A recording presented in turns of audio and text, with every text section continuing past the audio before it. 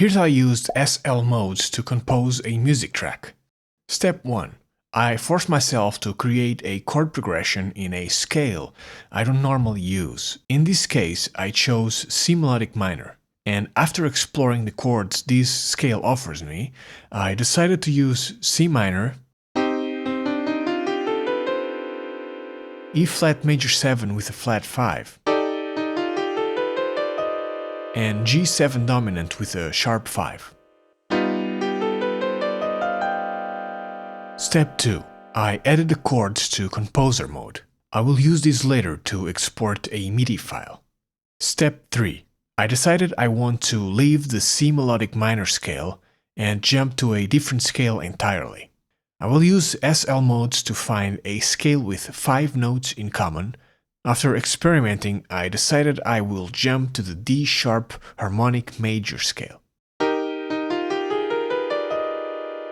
Jumping to a different scale that shares some notes in common is a creative and one of my favorite ways of writing chord progressions. Step 4. I will add some chords from this new scale to composer mode as well. Step 5. I will use the concept of negative harmony to jump to yet another different scale.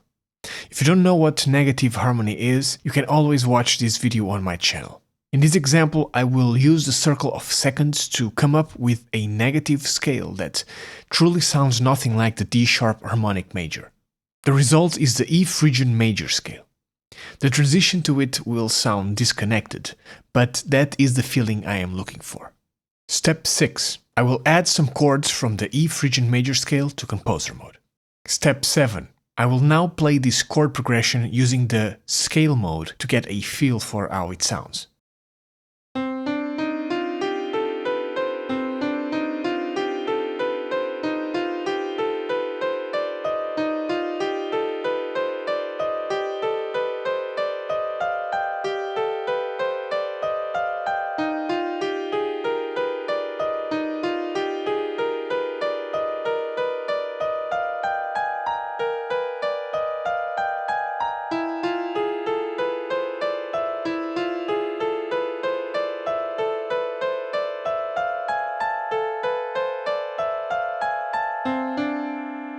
Step 8. You know what? I changed my mind. I want to keep the E flat major 7 with a flat 5 chord, but I don't want to play the C melodic minor over it. I want to find a different, more familiar scale that also has this chord and play it instead.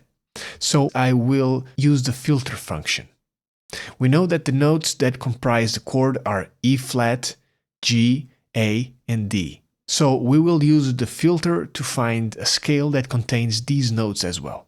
I want to jump to a scale that does not sound very different from C melodic minor, just a little bit. So let's find scales with 6 notes in common. D sharp Lydian seems to be the perfect choice.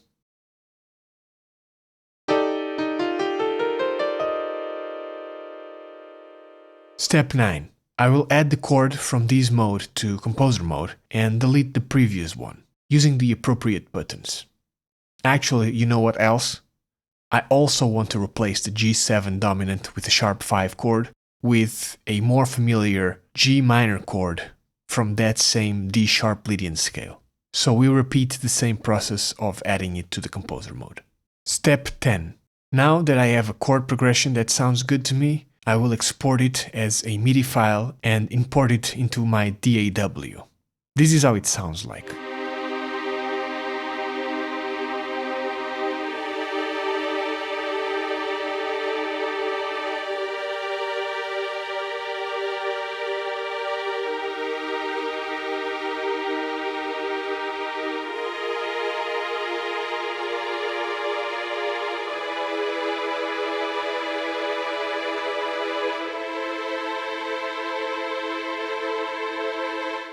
Now here's the thing, you may think this is the actual chord progression I will use, but that's really not the case.